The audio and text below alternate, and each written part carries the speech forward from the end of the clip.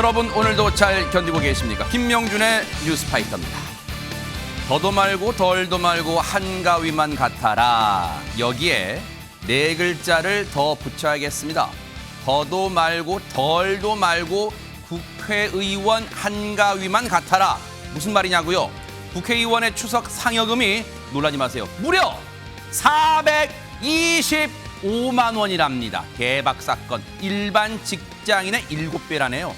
추석 상여금은 하는 일과 반비례하나요? 국민들은 귀성길 기름값을 내는데 국회의원들은 국민 가슴 속에 천불 내는 기름값을 받는 건가요? 10월 2일 목요일 김명준의 뉴스파이터 60초 후에 정체 없이 달려가 보도록 하겠습니다.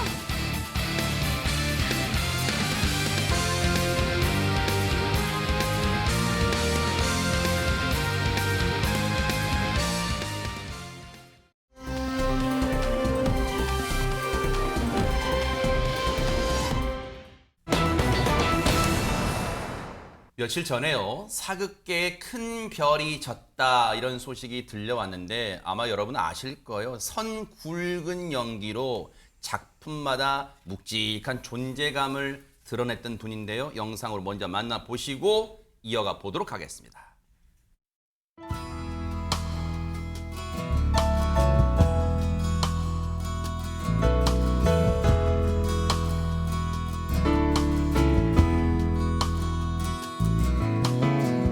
제가 그 마지막 출연했던 게 정도전으로 제가 그만뒀기 때문에 여러분들이 그 이후로는 저를 못 보셨을 거예요. 재밌어요. 즐겁고 또 하고 싶고 그런 과정이 재밌어요.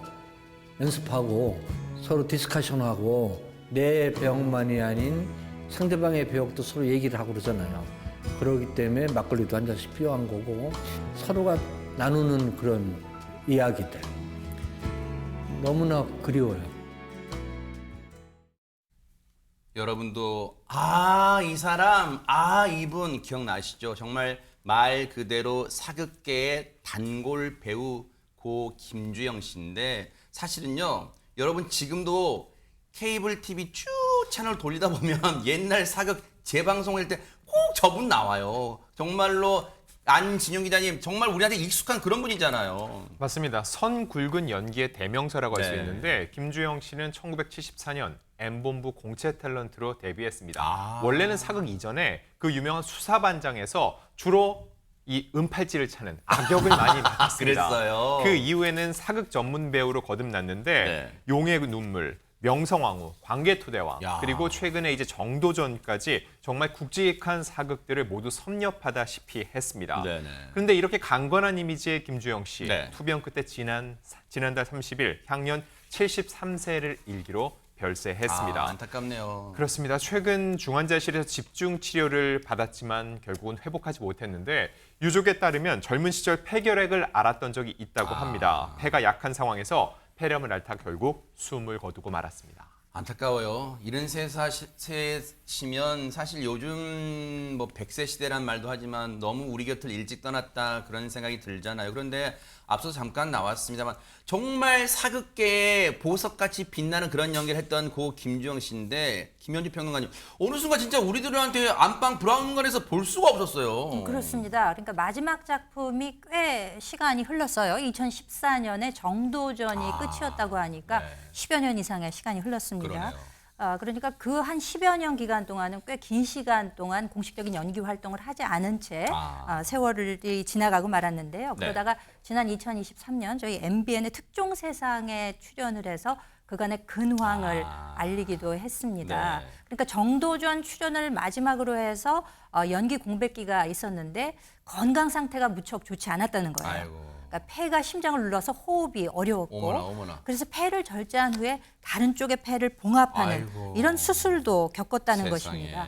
이렇게 8년 공백이라는 긴 시간을 거치면서 그 와중에 또 놀라운 소식이 전해졌는데요. 뭐였어요? 신내림을 받았다는 거예요. 그러니까 50년 정도의 긴 연기 경력 이후에 신내림을 받았다는, 그래서 무속인의 길을 걷게 됐다는 소식이 전해지기도 했습니다. 아니 근데 허준 변호사님 알고 계셨던 분도 계시겠지만 처음 들으신 분은 어머 연기 한 길을 쭉 걸어왔던 분 같은데 왜 무슨 계기가 있었을까? 무속인의 길을 걷게 된 계기는 뭐였지? 궁금하실 것 같아요.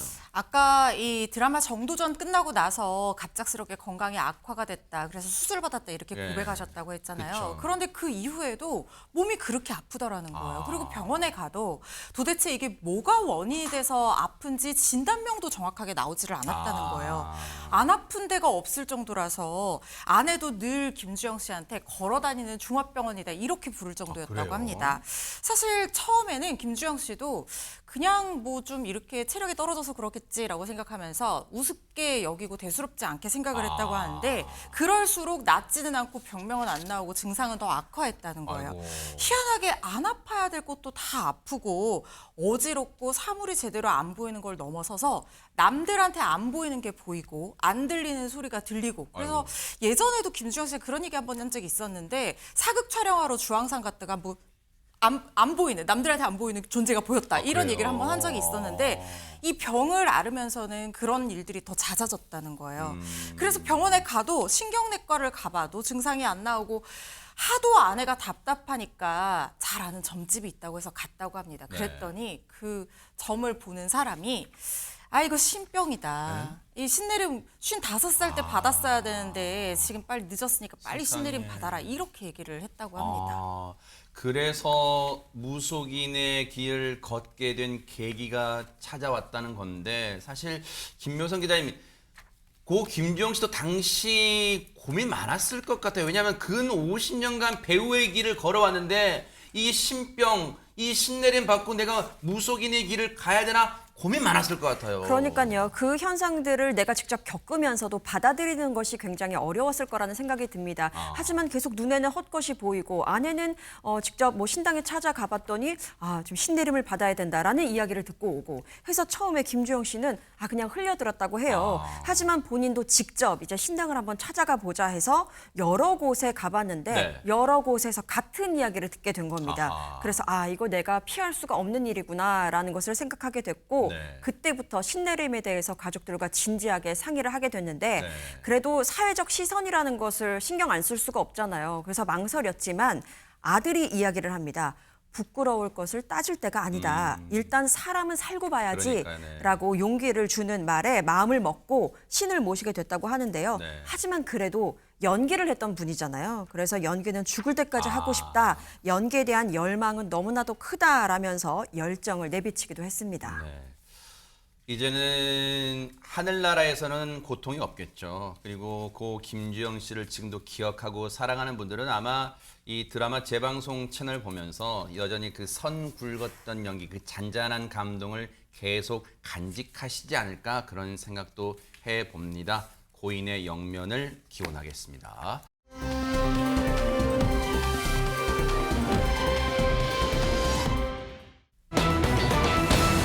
어머나, 공구를 던진 것도 모자라 뛰쳐나갔다. 아하, 내일부터 추석 연휴니까 일하기 싫다 뭐 그런 거 아니에요?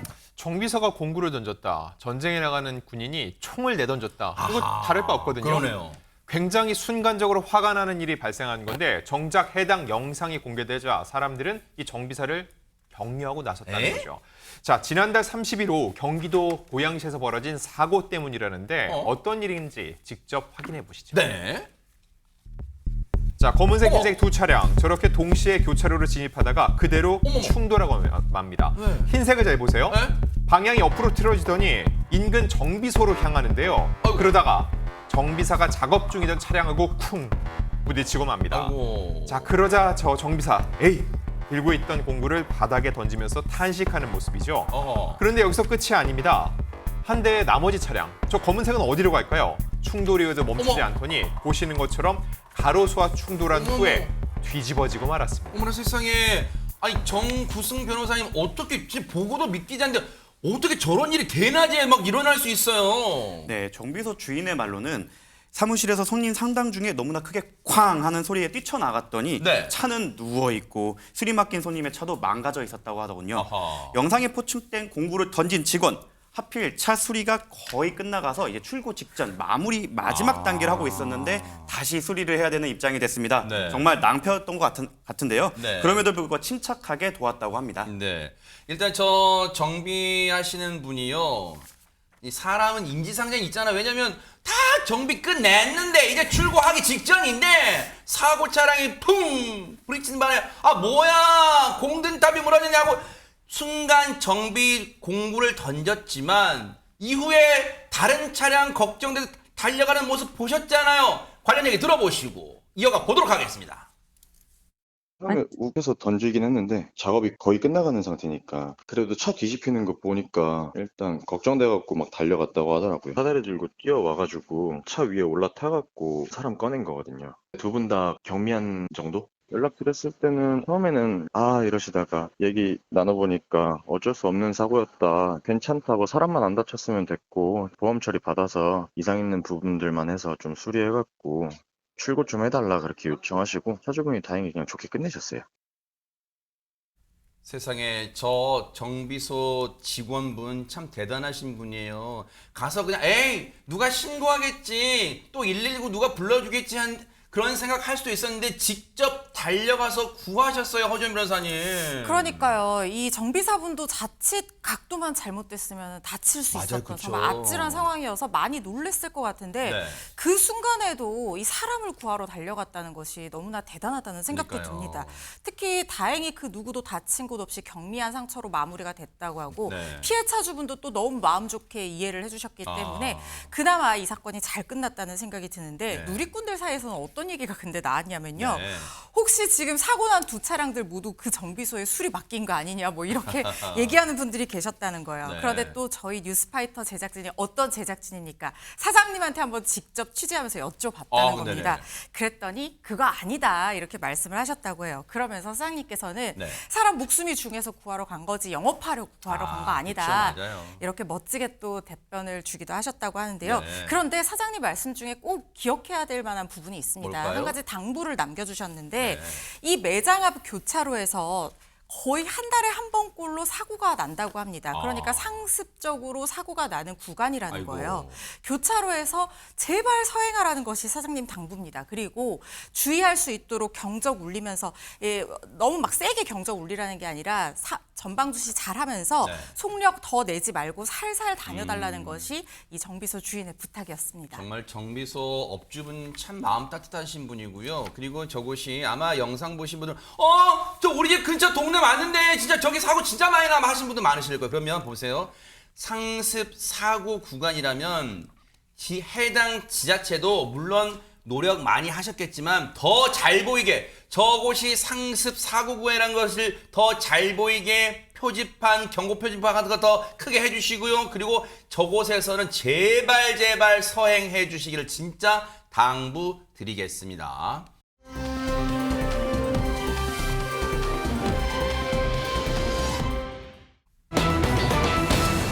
자, 분위기 바꿔볼게요. 뉴욕에 뜨는 갓보검 많이 들어본 이름인데요. 김명성 기자님. 네, 갓보검 이야기를 하려고 하는데 갓이라는 말은 많이 들어보셨을 것 같아요. 네. 특정 분야에서 굉장히 출중한 능력을 갖고 있거나 외모가 굉장히 멋있거나라고 아하. 하면 갓이라는 걸 붙이잖아요. 그쵸, 그쵸. 뭐 갓 앵커라는 말을 하지마!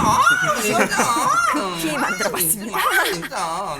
네, 이렇게 갓이라는 표현을 쓰는데 갓보검 이야기를 해보려고 합니다. 뉴욕에 갓보검이 뜬다는 겁니다. 네. 근데 여기서 갓이라는 뜻은 머리에 쓰는 갓도 될 수 있어요. 그러네요. 한류와 한복의 만남을 세계에 알리는 화보 영상이 제작이 됐는데 이게 어디서 했냐면요. 문화체육관광부와 한국공예디자인문화진흥원이 한복 홍보 사업의 일환으로 제작한 영상이라고 합니다. 그런데 이 영상이 오는 6일 미국 뉴욕 타임스퀘어에서 와. 그 전광판에서 공개가 어머. 된다는 거예요. 이야. 다채로운 한복을 여러 복을 박보검 씨, 갓보검 씨가 입었는데 와. 그 영상이 뉴욕뿐만 아니라 서울 명동 신세계스퀘어, 이탈리아 밀라노, 일본 도쿄, 프랑스 파리 등 세계 주요 도시의 전광판에서 와. 반짝반짝 빛날 예정이라고 합니다. 대단하네요.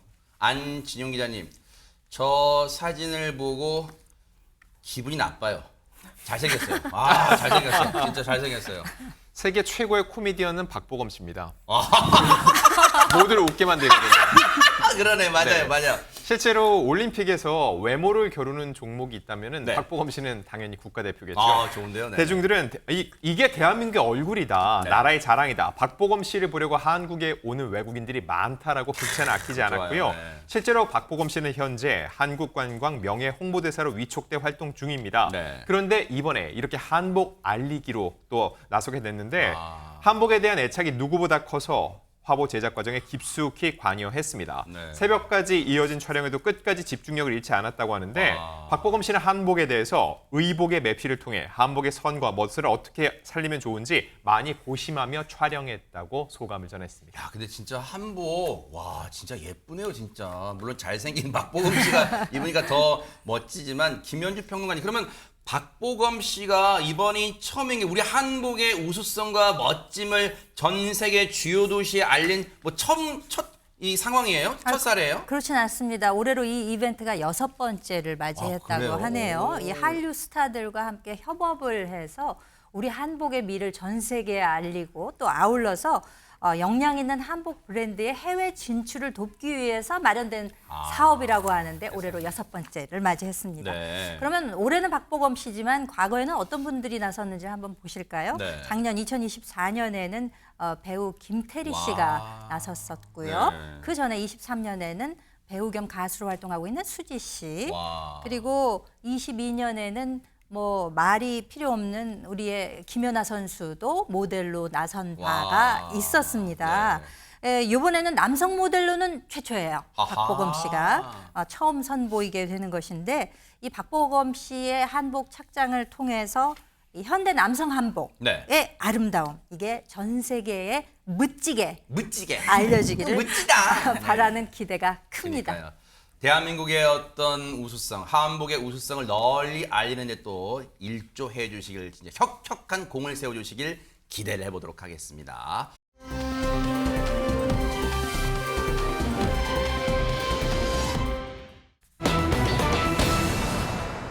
제목만 봐서는 이게 무슨 상황인지 도대체 감이 안 오는데요, 지금. 대체 어떤 상황인지 영상부터 보시고 이어가 보도록 하겠습니다. 네.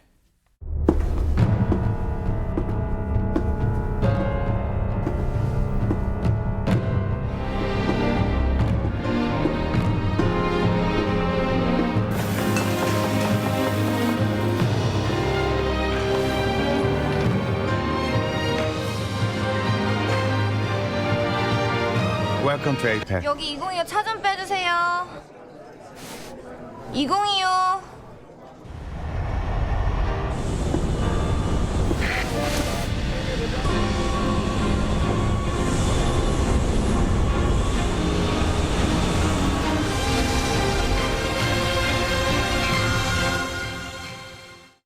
와, 일단은 눈이 영 진짜 눈길이 팍팍 꽂히는데 일단 쉽게 볼 수 없는 인물들이 막 한 자리에 총출동했는데 이거는 보니까 딱 AI나 합성이네. 그죠? 어전 변호사님. 아닙니다. AI도 아니고 합성도 아니고 에? 진짜 출연한 홍보 영상 맞습니다. 에? 대박 사건이잖아요. 정말로. 네. 이 출연한 인물들 몇 면을 보면 처음부터 끝까지 한국을 대표하는 유명한 인물들이 다 총출동을 했잖아요. 어머나?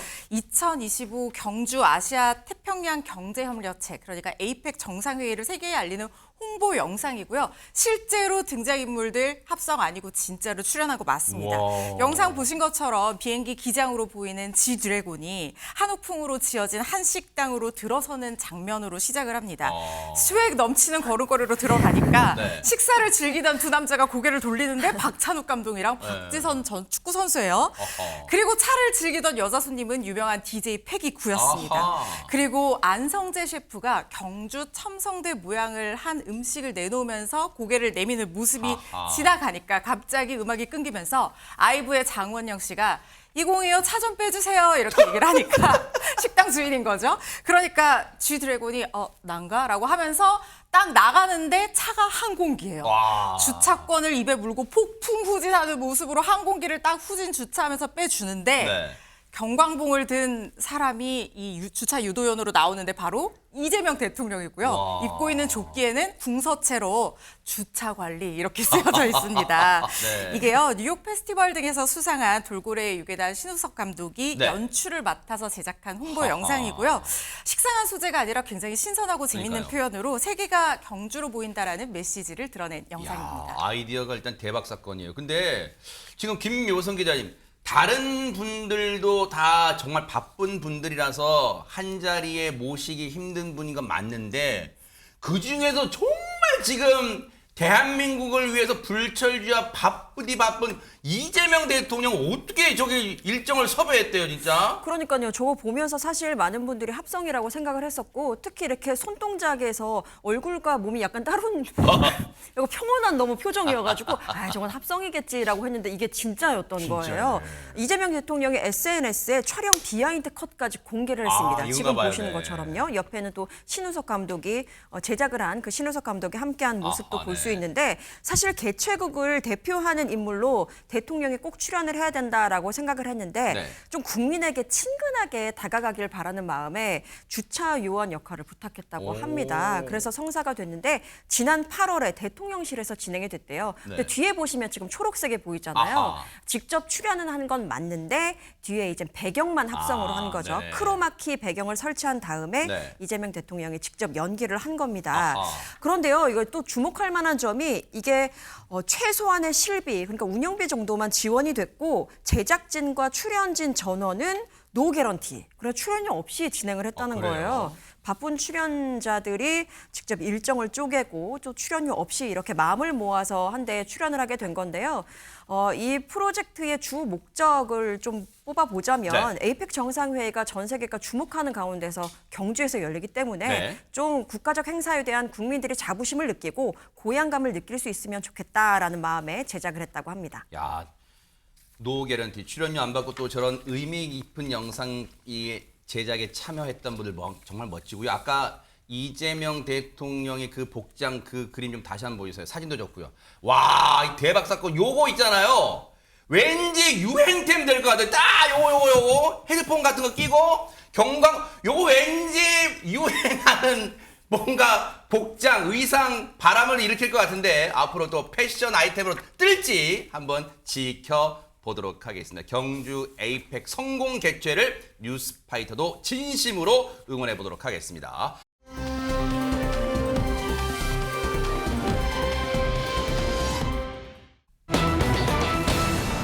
어머나, 발리에서 생긴 일, 이건 로맨틱 드라마 제목인데 호준 변호사님 무슨 일이 생겼다는 걸까요? 전혜빈 씨한테. 사실 발리에서 생긴 일도 전무후무한 새드 엔딩, 굉장히 충격적인 새드 엔딩으로 유명한 드라마잖아요. 어허. 전혜빈 씨가 발리에서 굉장히 충격적인 일을 겪었다고 합니다.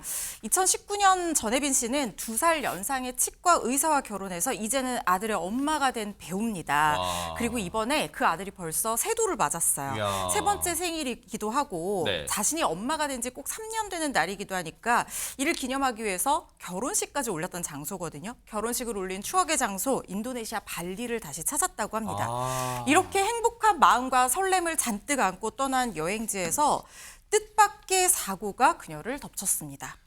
이게 이제 인도네시아 발리 중에서도 우붓이라는 지명인가 봐요. 지역인가 봐요. 거기에 이제 의미 깊다.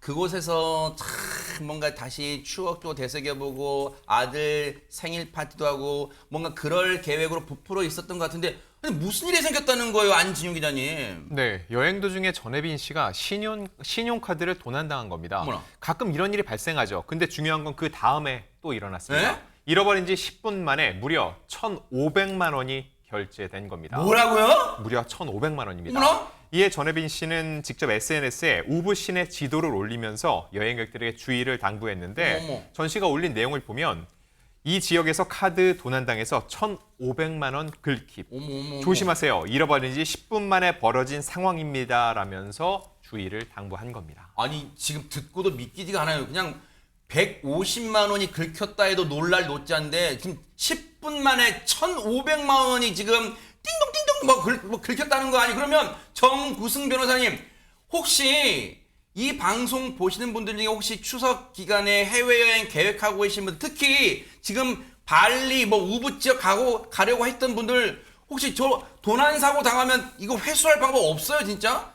해외에서 카드가 도난당해 사용됐다고 하더라도 일정 요건을 충족하면 피해 금액을 보상받을 수 있습니다. 어허. 다만 중요한 것은 본인이 신속히 카드사에 도난 사실을 신고했는지, 그리고 본인 부주의가 개입되지는 않았는지 그 여부가 가장 중요한데요. 일반적으로는 신고 이후에 발송한 부정 사용액은 카드사가 책임을 진다고 보시면 됩니다. 신고 이전 사용액이라고 하더라도 본인의 고의나 중대한 과실이 없다면 구제받을 가능성이 꽤 있습니다. 무엇보다도 이를 예방하기 위해선 해외여행 시 단기적으로 카드 한도를 낮추는 것도 효과적인 대처 방법으로 권장되는데요. 네. 그럼에도 만약 해외에서 도난 사실을 알게 된다면 바로 현지 경찰에 신고하시고 카드사의 분실 신고를 병행해서 진행하시는 것이 가장 중요합니다. 그래요. 뭐 전혜빈 씨가 조치를 취했을 거라고 믿고요. 다시는 또 저런 일을 안 당할 또 기대를 해보고, 그 인도네시아 당국도요, 나라 수치잖아요. 그러면 이런 사건 안 일어나게 정말 치안도 강화하세요. 그래야지. 인도네시아 이건 수치잖아요. 이거는 전 세계. 그러니까 반드시 인도네시아의 당국의 각성도 기대를 좀 해보도록 하겠습니다.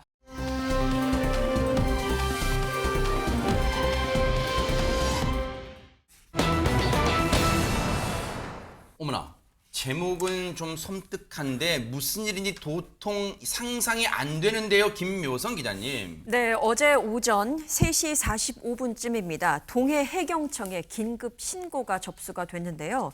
내용은 이러했습니다. 어선에서 그물을 끌어올리던 중에 왼쪽 손목이 절단됐다. 어머나. 라는 신고 내용이었습니다. 세상에. 그런데 어선이라고 말씀드렸잖아요. 네. 그렇다면 배가 바닷 가운데 있겠죠. 어머. 그리고 그물을 끌어올리던 중이라면 깊은 바다겠죠. 어. 사고 현장을 살펴보니 포항에서 무려 167km 떨어진 먼 바다였습니다. 어머나 세상에. 아니 1분 1초가 급한 상황인데 육상에서의 167km에도 먼 곳인데 바다에서 167km, 너무 먼 곳이잖아요 지금. 그렇죠. 서울에서 대전 가는 거리가 뭐 150에서 200km 정도 사이 되니까 육지에서도 멀지만 망망대해입니다. 그리고 세상에. 아직 새벽 시간이었어요. 그래서 한치 앞이 보이지 않는 춥고 어두운 어머나, 시간이었거든요. 어머나. 그렇지만 해경은 신고를 접수받고 즉시 경비함정을 출동시켰습니다. 세상에.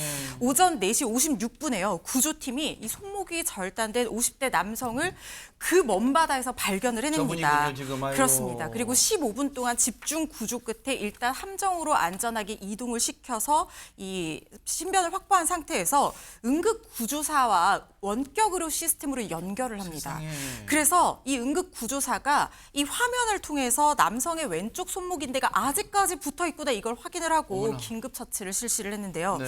오전 5시 58분 헬기로 포항 경주공항까지 이 환자를 이송을 했습니다. 아하. 공항에는 이미 연락을 받고 대기 중이던 119 특수대응단이 있었거든요. 아하. 특수대응단이 빨리 환자를 인계를 받아서 대구의 한 병원으로 이 환자를 안전하게 이송을 시켰습니다. 세상에 정말 진짜 너무너무 진짜 감동이 막 묻어나는 그런 상황이잖아요. 여러분 생각해 보세요.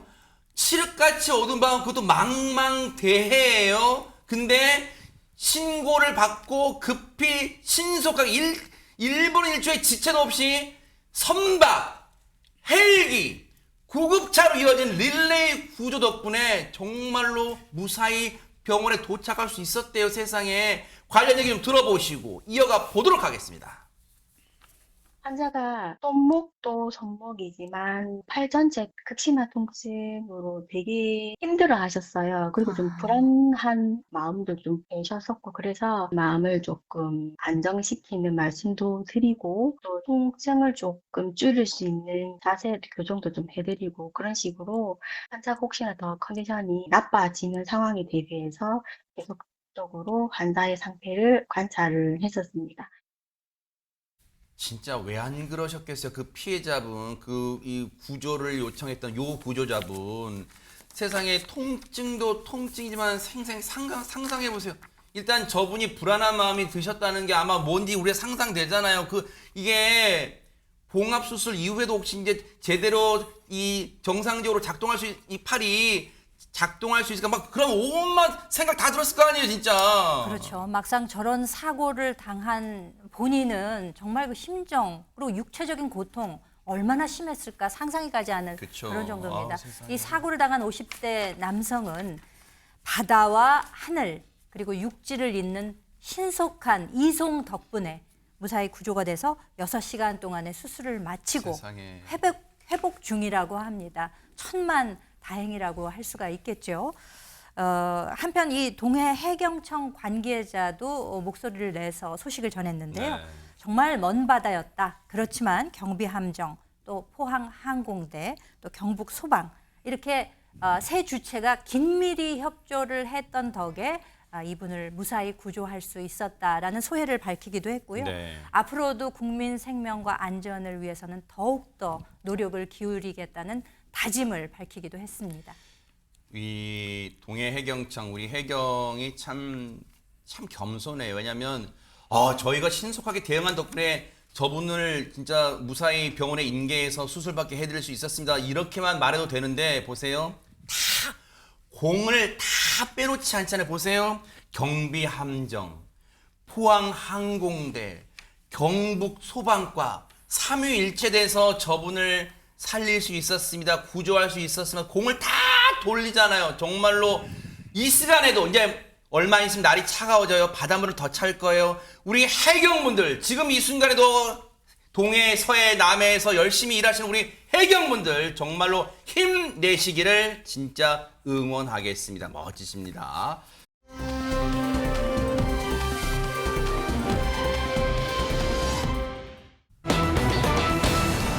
어머나? 과일도 세일하고 지갑도 세일하고 어떤 가격이길래 막 그 다 종류가 다 완전 다른데 저걸 다 세일해요? 그러니까요. 1+1의 구성이 이렇게 다채롭다면 저도 한번 가보고 싶은데요. 지난 8월 29일 충주의 한 마트에서 누구보다 신중하게, 누구보다 빠르게 남들과는 다르게 그렇게 과일을 담아내는 여성의 모습이 포착됐다고 합니다. 그 영상 준비됐는데요. 네네. 함께 확인해 보시죠. 한가로운 오후입니다. 네. 마트에서 과일을 골라서 담는 한 여성의 모습이 네. 보입니다. 상하지는 않았을까? 멍든 곳은 없을까? 이 과일, 저 과일, 이곳 저곳을 살펴보죠. 네. 여성은 이렇게 한참 동안 과일을 신중하게 골라 담은 뒤에 네. 차에 싣고 마트를 유유히 빠져나갔습니다. 아니 두 눈을 보통 우리 그런 말 하잖아요. 안진영 기자님. 두 눈을 씻고 봐도 저 영상에서 뭐 문제된 게 뭐가 있다는 얘기예요 지금? 저 영상에서 이상한 점을 못 보셨다고요? 네. 밑장 빼기가 있었습니다. 에? 자, 과일을 고를 때 다들 꼼꼼히 고르죠. 조금이라도 좋은 과일을 담기 위해서. 그런데 네. 저 여성 지나치게 꼼꼼하다는 거죠. 어머? 사실 여성이 담은 과일 사이에는 누군가 놓고 간 지갑이 있었습니다. 에? 그래서 제목이 과일도 담고 지갑도 담고였죠. 네. 자, 이 여성 과일만 담은 게 아니라는 거죠. 어? 이 영상 다시 한번 유심히 한번 보시죠. 진짜 다시 볼게요. 네. 오케이. 네. 자, 여성이 과일을 담기 전 과일 사이에 놓여진 저 오른쪽 네. 빨간 원 안에 검은 지갑 보이시나요? 네네. 이 여성 교묘하게 조금씩 몸으로 저 지갑에 가린 뒤에 다른 한 손으로는 비닐을 잡고 또 다른 한 손으로는 지갑을 가방에 슬쩍 넣고 있는 모습. 밑장 빼기 어머나! 포착됐습니다. 어머머! 이렇게 지갑은 눈 깜빡할 사이에 사라지고 말았고요. 여성은 아무 일도 없는 척, 과일이 목적인 척, 그 누구보다 신중하게 과일을 골라 담고 있습니다. 어머나 어머나 아 진짜 말씀 듣고 아까 저는 계속해서 그 지갑만 위치만 보고 있었는데 감쪽같이 사라졌네요 진짜. 네, 경찰에 신고가 됩니다. 신고받은 경찰은 즉시 이 마트로 출동을 해서 관련 서류도 보지만 무엇보다 아까 저 CCTV 장면 있잖아요. 네네. 저거를 아주 자세히 맨눈으로 지켜보게 됩니다. 와. 그래서 저 지갑을 슬그머니 가방에 넣은 것으로 의심되는 저 여성의 아까 그 차량이 있었잖아요. 네네. 차량 번호를 조회해서 주거지로 찾아가게 됩니다. 아하. 그렇지만 그 주거지에서 이 경찰과 마주선 이 여성의 답변은 다소 황당했습니다. 왜요? 경찰이 물었겠죠. 네. 지갑에 관해서 뭐 아시는 게 없습니까? 이렇게 물어보니까 네. 지갑 본 적이 없는데요? 잘 모르겠는데요? 이렇게 대답을 했다는 거죠. 아, 그러면 정구승 변호사님 여기서 이렇게 물어봐죠, 경찰이. 아, 지갑 본 적 없으세요? 그럼 지갑 만진 적 있으세요? 그렇게 물어보면 되잖아요. 네, 계속해서 범행을 부인하던 여성은 경찰이 CCTV 영상을 보여주면서 재차 질문하자 본인의 범행을 그제서야 시인했다고 전해지는데요. 여성이 훔친 지갑에는 현금 약 230만 원을 비롯해 왜? 상품권, 명함 등 다수의 소지품이 있었다고 전해집니다. 네. 경찰은 해당 여성을 피혐의자로 검거했는데요. 영화 와일드카드에서 이런 대사가 떠오르네요. 뭔데요? 나는 대한민국 형사다. 아무리 날새고 빨라도 이 나라 대한민국에서는 어림도 없다. 우리나라 삼면이 바다로 둘러싸여 있고 북으로는 60만 대군이 버티고 서 있다. 네. 뛰어봤자다. 이런 대한민국 치안에서는 다 잡힙니다. 네. 헛된 욕심 부리지 마시고 일해서 겁시다. 네, 명심할게요. 감사합니다. 네. 어쨌든 정말로 이 추석 내일부터 연휴라서 각 크고 작은 마트에 많은 분들이 붐빌 거 아니에요. 제수용품도 사고 막 그럴 거라고. 그런데 그 사이에서 그런 못된 행동, 못된 생각하는 사람들 반드시 지금 정구승 변호사님 말씀드렸죠. 대한민국 경찰보다 딱 잡힙니다. 북으로도 못 도망가요. 네, 얘기했어요. 그러니까 그런 마음 아예 먹지 말기를 바라겠습니다. 범죄 없는 추석 연휴 기대를 해보도록 하겠습니다.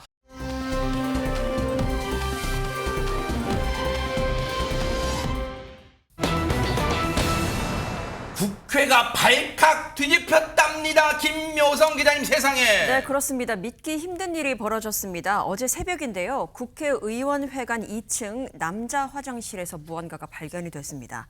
청소 근로자가 발견을 한 건데 네. 양변기 뒤편에서 길이가 약 27cm, 굉장히 큰 흉기가 발견이 됐습니다. 세상에. 그리고 의회 방호 담당관에 의해서 청산의 정체 그 화장실을 검색하는 과정에서 또 흉기가 발견이 됐는데 두 번째 발견된 흉기는 첫 번째 흉기가 발견된 그 양변기 옆 칸에서 발견이 된 것이었습니다. 어머나. 아니 근데 허주현 변호사님 진짜 믿기지가 않아요. 지금 저 흉측한 물건들을 누가 국회 뭐 화장실 이런 데 숨겨놓은 거예요? 뭐예요? 아직까지 용의자가 특정이 되지 않아서 저 물건들을 갖고 들어오게 된 경위라든가 이 목적이 무엇인지 이 부분에 대해서는 추가적인 조사가 필요해 보이는데 일단 용의자부터 특정해서 검거를 해야 되는 상황입니다. 네. 국회 사무처가요. 관할서인 서울 영등포경찰서에 수사를 의뢰를 했고 경찰 관계자가 현장도 확인을 했다고 하고요. 그리고 CCTV 등도 분석을 하고 있다고 하는데 아시다시피 국회 경내 곳곳에 CCTV가 설치가 되어 있고 출입 관리도 엄격하게 되는 만큼 용의자를 특정하는 것은 시간 문제일 거라는 생각은 듭니다. 네. 우리 김현일 평론가님 사실 국회 출입 이제 많이 해보셨으니까 네. 예전에 제가 이제 현장 기자일 때 국회 출입 기자일 때는 그때는 이제 신분증만 맡기면 이제 출입증으로 교환해줬지만 이 금속 탐지기 같은 건 없었단 말이에요. 근데 그러나요? 요즘은 있잖아요. 그렇습니다. 네. 금속 탐지기도 물론이고요. 뭐 예를 들자면 소통관 같은 데 출입하기 위해서는 미리 그 관계자와 통화를 하고 하루 전에 신청을 해야 되는 경우도 있어요. 그러면서도 또 신청서도 제출을 해야 되고 본인 신분증 맡기고 그리고 나서도 엑스레이 검색대 통과하고 네. 이렇게 아주 상당히 잘 돼 있습니다. 근데 이게 그런 어떻게 저 흉측한 물건들이 저기 있었을까요? 그러니까 말입니다. 그런데다가 이런 일이 처음이 아니라는 거죠. 공교롭게도 지난번 3월 31일에는요. 그 엑스레이가 통과되는 도구에 그 등산용 칼이 발견된 적도 있었고요. 세상에. 지금 좀 수류탄 모양으로 생긴 거 저거 보이시죠? 어머나, 어머나. 저건 지난 9월 19일에 네. 수류탄 모형의 라이터가 발견돼서 엑스레이 검색에서 걸린 적이 있었다 세상에. 그래요. 그런데 과거에는 이것이 엑스레이 검색대를 통과하면서 걸러졌는데 이번에는 그게 아니라는 거죠. 그 내부에 있는 화장실에서 이와 같은 흉기가 발견됐다는 것은 이거 상당히 섬찟한 내용이라고 하지 않을 수가 없고 굉장히 충격적인 일이라고 할 수가 있습니다. 어허. 그래서 한 국회 보좌진은 이렇게 흉기가 내부로까지 반입이 됐다고 하는 것은 국회 내에 그런 검색 시스템이라든가 보안 시스템에 큰 문제가 있는 것이 아니냐라는 의문을 제기하기도 했습니다. 네. 사실 여러분도 아시겠지만 이재명 대통령도 이 흉기 피습 테러를 당했었고 그리고 국민의힘의 배현진 의원도 정치인 테러를 당했던 상황이라서 우리 정치권이 지금 뭔가 테러에도 많이 긴장 상태고 물론 그런 일은 없어야겠지만 그러다 보니까 국회 다른 것도 아니고 정구승 변호사님 다른 것도 아니고 국회 내에서 저런 흉측한 물건, 오싹한 물건들이 발견됐다고 하니까 시청자분들이 많이 걱정하실 것 같아요, 진짜. 네, 이와 관련해서도 우원식 국회의장님께서 직접 SNS에 우려의 글을 쓰기도 했는데요. 그래도 큰 사건이 벌어지기 전에 발견 및 수습이 되어서 다행이라고 생각을 합니다. 극단으로 치닫고 있는 전국이 혐오 범죄가 발생하지 않도록 모두가 갈등 완화와 안전에 만전을 기해야 될 것으로 보입니다. 혹시요, 허준 변호사님, 자, 뭐 CCTV 등을 통해서 이 어떤 용의자를 만약 검거했다고 쳐요. 그러면 그 사람한테 물을 수 있는 죄는 뭐냐면 그 사람이 예를 들어 잡혔다고 쳐요. 아니 저는 뭐 나중에 공사 때 쓰려고 그냥 거기 잠깐 물건 놔둔 거예요. 혹시 이런 말로 변명한다고 하면 죄가 없어지는 거예요? 일단 정확한 목적이나 이런 것들은 조사를 해봐야 되겠지만 국회 청사 내로 흉기를 갖고 들어가는 거 하는 것 자체에서 문제가 될 수지가 충분히 있다라는 생각이 들고요. 근데 아직까지 지금 용의자가 검거가 되지 않은 상태이기 때문에 우리가 일반적으로 공공장소에서 흉기를 꺼내서 사람들에게 불안감을 조성하게 하더라도 공공장소 흉기 주제로 처벌받을 수 있는 상황이잖아요. 네. 이걸 두게 된 과정 중에서 공공장소에서 흉기 소지로 불안감을 조성했는지 이런 부분들도 좀 검토가 필요하다는 생각이 듭니다. 일단은 지금 제일 시급한 건 저 용의자, 왜냐하면 저 흉측한 물건들이 발이 달려서 갔을 건 아니잖아요. 그러면 그 용의자를 하루빨리 검거를 해야 돼요. 그래야지 어떻게 저걸 이 국회 청사 내로 반입을 했는지 그 과정을 캘 수 있어요. 이 차제 검거는 검거대로 가고 차제의 보안 검색도 더 강화해야 되지 않을까. 국회 이 보안 강화를요 해야 되지 않을까 그런 생각 해봅니다. 검거됐다는 소식 들려오길 기대를 해보도록 하겠습니다.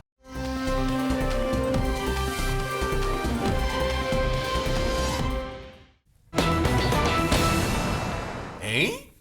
엘리베이터 안에 한자 사과. 혹시 뭐 훈장님이 저기 아파트에 살고 계신가요? 어제 온라인 커뮤니티에 견주의 황당한 사과문이라는 글이 올라왔습니다. 어떤 일이 벌어졌냐? 네. 이틀 전입니다. 아파트 엘리베이터에서 도무지 일어날 수 없는 일이 벌어졌다는 겁니다. 네? 무슨 일이냐? 네. 어떤 견주가 반려견을 데리고 이 엘리베이터 탔는데 네. 반려견이 그만 엘리베이터 한가운데 변을 봤다는 겁니다. 아유. 자, 여기까지는 반려견이 그럴 수도 있습니다. 그런데 견주는 휴대전화를 보기만 할 뿐 오물을 치우지 않고 그대로 내려버린 겁니다. 어머나? 관리소 측은 견주에게 해당 사실을 알렸고 견주는 직접 쓴 사과문을 엘리베이터에 게시했는데 진정성이 전혀 느껴지지 않는다는 거죠. 자, 왜 그러냐? 지금 보시는 이 사과문을 보면 여러분들도 느끼실 겁니다. 뭐예요? 이거 뭐예요? 뭐 중국 분이에요? 뭐예요 이게? 좀 김현재 평가 지금 뭡니까 저거? 그래서 내용을 한번 같이 살펴보실까요? 일단 제목이 입주민 재위 귀하. 아유, 와, 잘 읽으신다 한자. 와, 대박 사건. 어려운 네네. 문자를 많이 쓰셨는데 네. 입주민 여러분께 뭐 이런 뜻이 되겠죠? 2025년 9월 23일 9월 29일, 네. 9월 29일 20시 전후경 네. 반려견 승강기 내 오물 방치를 인지하지 못하여 입주민 여러분께 누를 끼친 것에 대해 심심한 유감을 표합니다. 마치 방송하는 듯한 그러네요. 아주 어려운 그런 글을 써 놓으셨는데요. 근데 더 좀 웃지 못할 일은 저 한자가 틀렸다는 거예요. 뭐예요? 어떤 거예요? 그 전후경 할 때가 전후쯤이라는 네. 뜻이 되겠죠? 근데 저때 직영경자를 쓰는 게 아니라 일항경자를 써야 하고 또 심심한 유감, 아주 깊은 유감을 표합니다 할 때 네. 지금 깊을 심만 두 차례를 써놨는데 네. 심할 심과 깊을 심 이렇게 나눠서 써야 되는데 한자를 아주 잘못 썼다는 거죠. 그러니까 어디서 보고 베낀 건지 모르겠습니다. 혹시 그 김현재 평론가님 혹시 예전에 그 훈장님 혹시 하셨어요? 한자를 굉장히 잘 꿰고 계신데 어쨌든 그건 제가 나중에 대기실 가서 확인해 보고요. 네. 근데 일단 문제는 김묘성 기자님 반려견 견주라는 분이 저 사과문을 게시했다는 건데 그건 왠지 진정성 사과의 마음이 잘 안 느껴진다는 생각이 들어요, 지금. 네, 그렇습니다. 이 글을 보는 입주민들도 마찬가지였던 것 같아요. 한자 투성이의 사과문은 진심보다는 있어 보이려는 의도가 더 강하게 느껴진다라고 뾰족하게 지적을 했습니다. 그리고 엘리베이터에 붙여진 사과문 바로 옆에 다시 한번 답글을 작성해서 올리겠다 했는데 진짜 글이 올라왔더라고요. 네. 보니까요 정말 와 이렇게 글을 잘 쓰시는 입주민들도 계시는구나 싶은데 네. 철자 틀린 것부터 시작해서 자기 과오를 숨기려고 있어 보이려고 한다. 소중한 우리 글이 버젓이 있음에도 한자로 뒤덮여 버렸다. 화가 먼저 난다라는 이야기를 하면서 앞으로 청소하신 경비 아저씨께 정식으로 사과를 하고 그리고 만약에 배변 훈련이 덜 됐다면 기저귀를 채우고 에티켓을 지켜달라라고 일갈했습니다. 그래요. 사실 반려견은 죄가 없어요. 반려견을 키우는 견주가 이른바 그 패티켓이든 뭔지 그런 게 있어야 되는 거 아니에요, 매너가. 그리고 요즘 다 배변 봉투 누가 안 갖고 다녀요. 그 산책시킬 때 반드시 사과 정중하게 다시 한번 쓰고요. 우리 한글로 세종대왕이 만든 한글 좀 써요. 한글 좀. 그리고 다시 한번 정말 정식으로 사과하는 문장 올려주시길 기대를 해보고요. 다음부터는 꼭 반려견 배변 꼭 변 보면 치워주시길 기대를 해보도록 하겠습니다.